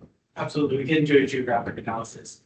Just to share, if I could, Connor, that information is available on the Hillsborough County Community Traffic Safety Team, CTST. That map is actually available, and I can share it with you after the meeting, as well as the dashboard for Signal Corps, not the detailed one we see, but a public one. So we could definitely replicate this, but that map there's a version of it already available today. That's online. Okay, well, I'll go virtual in a moment, but before I forget, if we could, aside from sending us the link you just referenced, Sarah, could you please get from Christine the references to the 2 books that she outlined, and circulate that in case there are those among us who might like to follow up on her reading recommendation, right? Absolutely. Okay. Virtual, are there any hands up? Any online? There are no hands online. Okay, left side of the room. Yeah, I just Jim? wanted to make the information, much of the information you're talking about is published every year by the Florida Department. They can go down to, was it a local road they had the accident on, what percentage, how many are in the interstate, how many were connected with alcoholism, how many were bicycles, how many were walking pedestrians. So they can get this. You just have to have somebody go through it. Yeah. And find out where it's coming down from. There's another book also called The Problem with COVID is it took all these people off the highway. Yep. And the speeds increased. It's the speed that kills you. That's right. Yep. And so, unless you're gonna figure out a way to make people drive along the speed limit, good luck. Okay, last round. Anybody else on the left here? Anyone, Chris Vella? Tell me, of all the pedestrian deaths, which roads did that occur on in terms of the element? Is it FDOT roads or was it local county and city roads? Do you know? I'm not sure. I mentioned that before in the safety in this presentation, so I did recognize that the something requested. I can look into what we can send you. I don't know if we as the TPO agency could look at the ownership, because we were built up of those owners, right, the TPO board, so I don't know if that would be a best practice for us, but I can certainly. So it seems like the accountability issue, well, we're gonna just go to next year with these staffs and all that. So I think it's important that we find out who are the operators of those roads. And then we can present the following year direction of who we really need to speak to agency wise to make this change.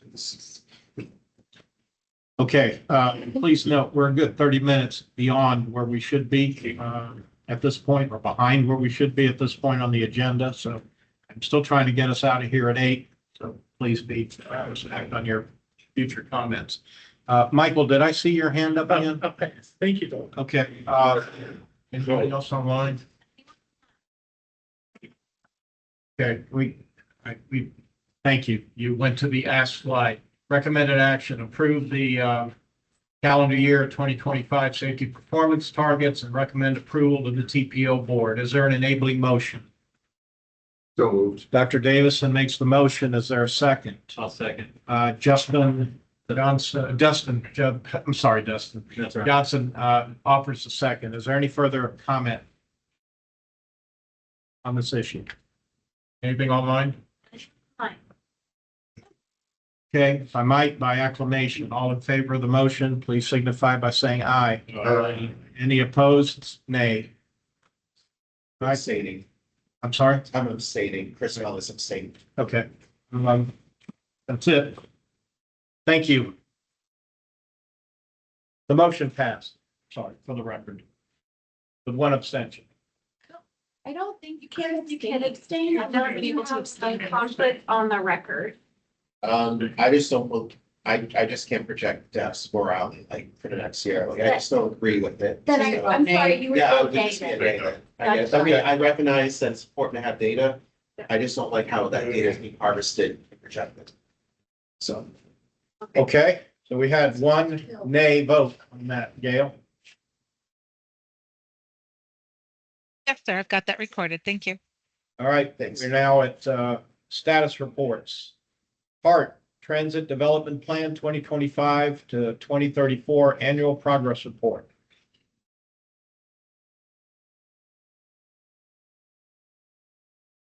While we're queuing up, I will give a shout out that I rode Route 1 for free this morning, and I encourage all of you to do the same. It's a great experience. Jesus Garcia? That's me. All right. Good evening, CAC. Name is Jesus Garcia, hard staff. And I'm here to present on the Transit Development Plan, specifically the 2025-2034 Annual Progress Report. So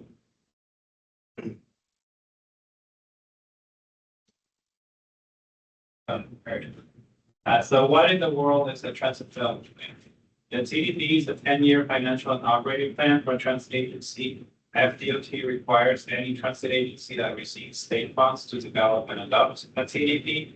Major updates are conducted every 3 years and every 5 years. The last one we did was in 2022. And every year we have to submit an annual progress report, also called a minor update. And right now we're in the 2024 update, which is due March 1st. That's my appearance before you today. So an annual progress report should contain a list of things it's all governed by the TDP rule, which is put out by the FDOT. It has to include like the past year's accomplishments, how we are doing with the implementation plan, the 10-year plan, how we deviated from the plan, what can we do to get back to track, how we changed the plan. Similar to the TIP and the FDOT work program, every year they add a new fifth year. Well, every year we have the new 10th year. And we revise the financial plan, revise the list of projects and services that are needed, funded and unfunded. And the TDP rule was revised from last summer. Some of the changes include the deadline. It was pushed from September 1st to March 1st. So we got like a 6-month extension basically for this 1 year. The reason behind that is that the budget process didn't line up too well with the September 1st deadline. We had to submit the TDP before we do the final budget, like approval and adoption.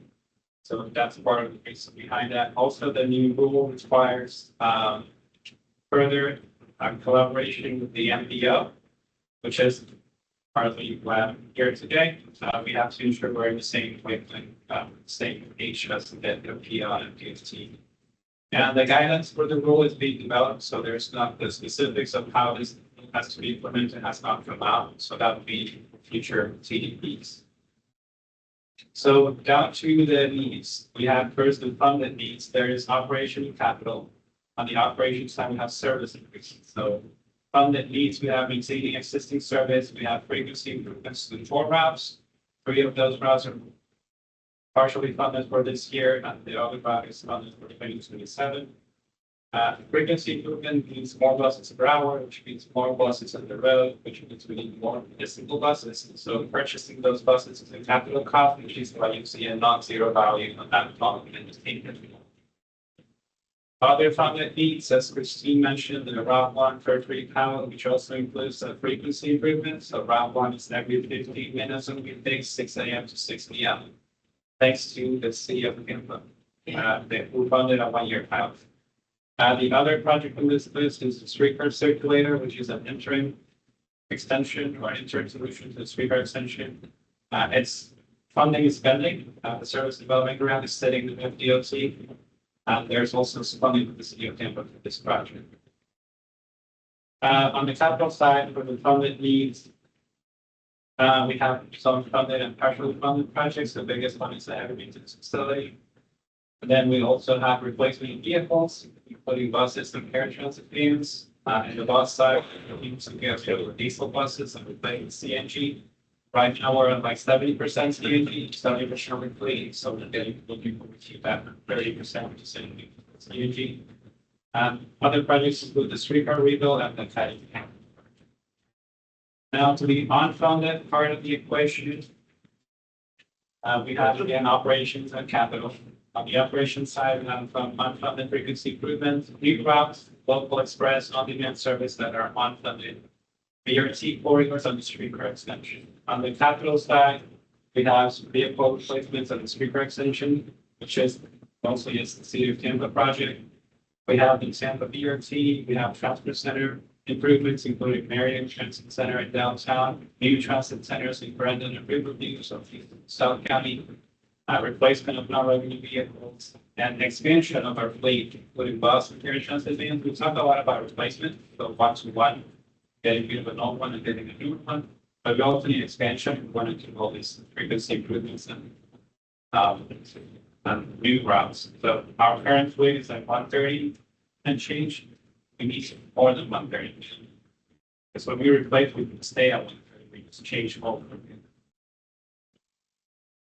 So frequency improvements that are unfunded. So our 4 biggest routes, 1, 6, 34, and 50. We run into 15 minutes. For now, only Route 1 accomplishes that, thanks to a 1-year pilot that I already, but that's a 1-year pilot, so it's funded for 1 year. So we have a couple of routes that are 30 minutes currently, which like up to 20. You will see Route 12 is not on that list because it's on the funded side that I already mentioned. There are 10 routes that are hourly right now. I'd like to bring back for 30 minutes, and I will explain why I say bring back, they used to be 30 minutes. And a couple of limited express routes that we want that are currently hourly. I would like to make 30 minutes during the peak. So here is the why I'm talking about bringing back a conversation that's ongoing at the hard board. We talk about 3 snapshots in time. There is a pre-emission max of 2017, pre-COVID 2020, and existing. So you'll notice that the existing is about 25% less than pre-COVID. It's the third row.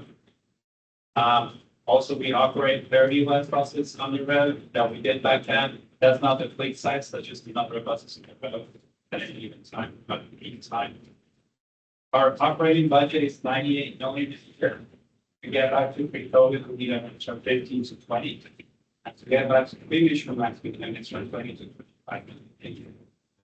You'll notice that pre-emission max is only 7% higher than pre-COVID. That's because those cuts on Mission Max, they were not net savings, they were reallocated to something else, so other services. You'll see in the middle of the table how the frequency comeback situation that I was describing, all the jobs listed, they used to be a given frequency, now they are less frequent. And lastly, since those resources are reallocated in Mission Max, the routes that went away, we want them back. That's on top of it. So on top of the 20 to 25 million a year for getting back to that level, we got an extra 10 in the routes back. So back to unfunded needs. We have the premium services. We have 8 DOT corridors, which I would be remiss if I didn't mention that those are being evaluated as part of the comprehensive operations analysis or COA, which is an ongoing project. That's like happening right now as we speak. And they will also be looked at as part of the next year update of the team. So this is kind of like a carryover of all team.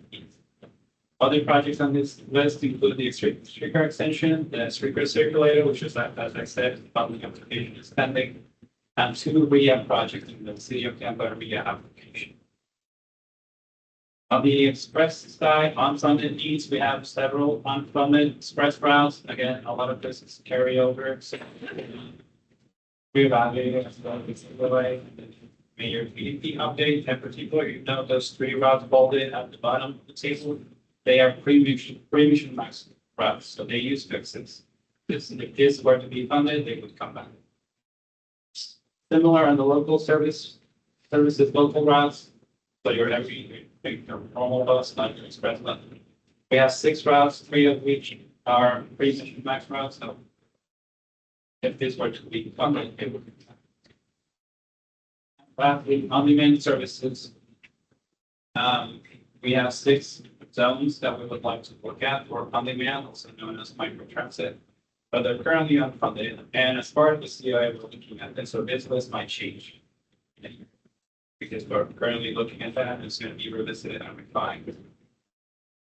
Next steps with the annual program report. So we're submitting the 2025-2024 TDP HCR to FDOT by March 1st. It was actually approved by the hard board this morning. We're going to continue collaboration with the Casco TPO and FDOT. Again, it's important to stay same page with the partner. And we're going to stay up to date with the FDOT TDP full guidance, which they haven't come out with yet. But once they come out with, we're going to incorporate that for next time.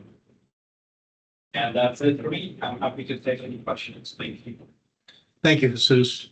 In the interest of time, I will go around one cycle in the room, but please try to keep your comments or questions to a very, very short period. Anything in the left side? Dr. Davison? Could you go back to that one slide that showed the pre-max, pre-COVID and Yeah. So it says existing daily weekday revenue hours. The revenue hours have dropped by almost 500 or almost 30%. Yeah, that's the third row kind of gives it in percent terms. So yeah, it's dropped 25% from pre-COVID. There was a big shrink of service from pre-COVID. But revenues for Hart haven't decreased that much. Total revenues. Like money. Yeah. Well, so what we call revenue hours is the service itself. So if a bus is out there for 1 hour, that's 1 revenue hour. So we have 100 buses for 1 hour, that's 150 hours. It adds up for a total of 1,200 a day.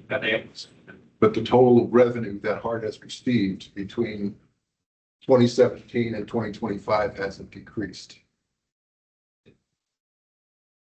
You're right. Thanks. Right, so, That includes the ad valorem tax, all the grants, everything.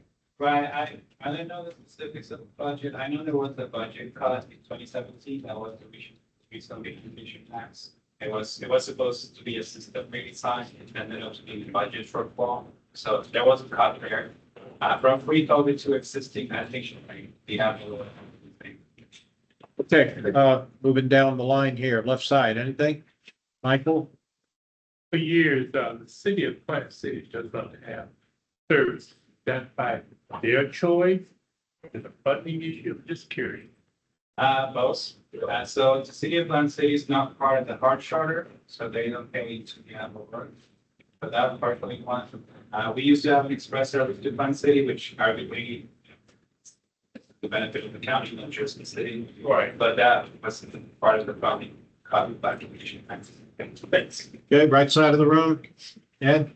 Yeah, it would be really helpful. I think all of us feel like transit is so underfunded. But it would be helpful if sometime in the future, you could give us a sort of an overview of not just, you know, the different sources of revenue for the park, but what are the matching ratios? It's been too long for me, but it seems like DOT would match 25% of capital, or maybe I've got that number wrong. But it would be helpful as we try to advocate for transit to understand, you know, where are the deficiencies that we could try to push politically. Yeah. Okay. Just a comment. Okay, Christine? Well, for one thing, I think we have the lowest ad valorem rate of any city our size in the United States. So that's one. Is there ever any, I have a couple questions. Is there any consideration for making appeal for greater percentage of ad valorem? Or is that That conversation has taken place at the hard board, but there's not really an opportunity. not right now? Current conversation. Okay. My next question is on your premium. Can you show us the premium unfunded? I think it's really cute. You have an international no sign through your dollar, the dollar. That's kind of funny. But there's no mention of ferry service. Isn't Hart the intended recipient of any ferry? So the ferry service has been, I don't know if my work for it is canceled. Yeah. It was taken out of the priority place. It's not part of the budget. The grant that we received was being returned to FDA. The whole thing. It's Okay. And the last thing I'll ask is if you could please give a very simple description of what is the difference between bus service and bus rapid transit? There's a few things. One of them is special treatment, like a bus lane, exclusive lane. The stations themselves, they are special stations, they're elevated, so there's passenger boarding, there are other amenities. The spacing of the stations is important too. So it's sort of like a light rail equation, but with a bus. Like rubber tire Correct. transit. Yeah. And also, isn't there a smart city feature where the buses in bus rapid transit actually communicate with the light signals? Yeah, transit signal priority, which you can do with normal service as well, but for BRT, it's sort of a requirement. Okay, thank you. Okay, quickly, Chris? Yeah, I was wondering, and I'm probably gonna anticipate the answer, but I just want to ask you personally. Has Hart approached the airport and the port for more money, in particular to offset the money? I think it's Route 30, but any of the routes that are service the airport, and then also can the port provide money for the streetcar to remain free? So I know the city's chipping in, but really the port and the airport have an ungodly amount of money and their transit agency. So are they willing to, put in some money and help you guys out? Yeah, that's a great question. That's about my pay grade, but Yeah. yeah, definitely. We talked to the airport on occasion. We have a good relationship, I would say, but when it comes to money, nobody's their friend, right? Right. It's unfortunate. And then for the port, I'm not sure what the relationship there is. I think they already pay into the streetcar, but I don't know if it's like too low of an amount. I'm not sure how that works. Okay. Are there any questions or comments online? Anyone online? I don't see any online. Okay, just for the good of the order, we are approaching the witching hour here at 8 p.m. We don't need a quorum anymore because there are no more action items or votes. If you need to leave, I understand. You can hang out with us just a little bit longer, but we may breach the 8 p.m. hour, but not by much. Jesus, thank you. Thank you. Very much. Sarah, can you bring us in for a landing in relatively short order?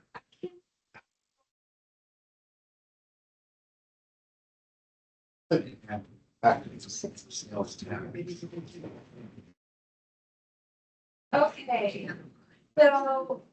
CAC members might remember that back in September, we did a poll of the CAC members on a couple of questions. We shared the results with you in October. And then we prepared some items to bring up to the CAC. This is an ongoing conversation, especially given the time. But to address those, and I really want to thank one of our fellows, Jocelyn Daniels, because she really did all of the heavy lifting in putting this together. I'm going to skip the questions, but there was a question about timeframes appropriate given tonight and how we can do more to try to help the CAC keep our meetings to 2 hours. And we heard comments back from members like being more succinct and time limits. I'll cover the recommendations in just a moment. I'll skip them for now. The second question was about member feedback items. And we heard that most of the CAC members who responded want a stronger role in advancing them. And I'll cover the recommendation in a second. The third one was about educational opportunities so we can help CAC members be informed to the extent they want to about material. And we heard things from the CAC about more opportunities for questions and to learn more. And I'll cover the recommendations right now for all of them. So what we did as staff is we put together a list of recommendations for the CAC to talk about, to think about, to share your thoughts with us on. We can cover this at a future meeting, or members are welcome to email me individually and I'll flash comments that I hear. If you like any of these, hate any of them, I can share and kind of look at that. There are a couple that I do want to highlight. One is the idea of having some kind of office hours. So I can make available my calendar, like a book it thing where CAC members before the meeting can schedule 30 minutes with me to talk about the agenda. That's a really easy thing for me to do. That would be open then for CAC members to schedule that with me. It would automatically put it on my calendar at a free time. So that's one thing. The other thing we really highlight, and it would be good, is to do a member request form, so we don't have to do that at the end of the meeting. Members, if you think of items, can fill out a form. And then also doing a poll of CAC members on those member request items so that we focus on the ones that the most CAC members are interested in, to help us really address most of the concerns. So I will leave it at that and recognize that we're very close to the end and say this stuff would have to end here, and you can think about it or do what you'd like tonight, or let me know in the future, or I can schedule this at your next or some other upcoming CAC. Okay, any questions or comments, Sarah? And this presentation is in your agenda packet, so you can look about it and kind of think it over and get back to you. Yeah. I just want to say, I particularly like the idea of the office hours. I mean, it gets close to beginning to mirror what already happens in terms of briefings between staff and TPO board in advance of the meetings, which is probably what creates a more expeditious processing at their meetings. I'll just note that our CAC TAC joint meeting went on for nearly 3 hours. A couple days later, the TPO board managed to litigate all of the issues basically that we had as well. I think 1 hour and 17 minutes.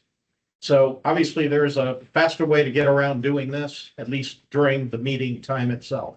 It may require a little bit more homework and a little bit more advanced work for us, but it'll make the meetings, I think, flow more quickly. So anyway, thank you for the offer, and I hope people will take you up on it. I don't have anything else on that, but thank you. Was there anything else you needed to talk to us about? Does that bring us into the adjournment? Okay, are there any further comments or issues for the good of the order before we gavel out? No? Online, seeing any hands up there? Okay. Wait, you got one here. So we've taken future topics as now a email messages. I know it's one of the agenda items was future topic requested by CAC members. I'm sorry, what was the question, Justin?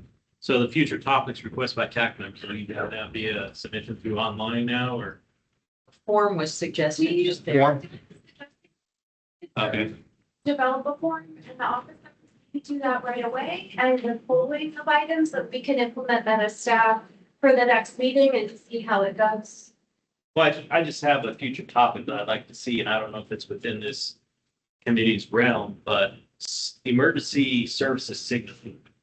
Why I ask this is, I see too many times that you have emergency vehicles come barreling down the road, and you're at intersection, the traffic is backed up. And then, you know, the fire engine or the ambulance is blaring, honking their horn, and people are trying to squeeze themselves out of the way with there no room to go. And I don't know if it's old technology that's no longer used or what, but I remember growing up that where I was at, the signaling would basically shut down every direction except for where that vehicle is coming from. So that would clear the route. And basically traffic can go and then move over if they had to further down or completely clear the route. So now the emergency vehicles coming through the intersections, yes, they slow down a little bit, but basically if anybody's crossing their path, I mean, they're straight violation of breaking the law. You know, because that light changes so many, I don't know, distance or minutes from that vehicle entering that intersection. So you're basically stopped. And I don't know if that's something that the TPO has looked into or has thought of looking into. But I think that's something that's needed within this area, especially within the county, city, all over the place. Because we're growing and growing, and it's just an additional one lane over now, the new rules for 2020. All right, I don't think that topic has been raised in this committee before, at least not since I've been here. Good point. Sarah, you've got it down as a future topic. Okay. Smaller questions. Okay. Yeah. All right, thank you all. We are at the stroke of 8. We are adjourned. Appreciate it.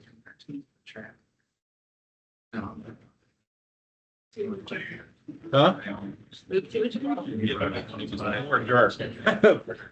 There was a motion, you just didn't hear it. It was your friend, your imaginary friend.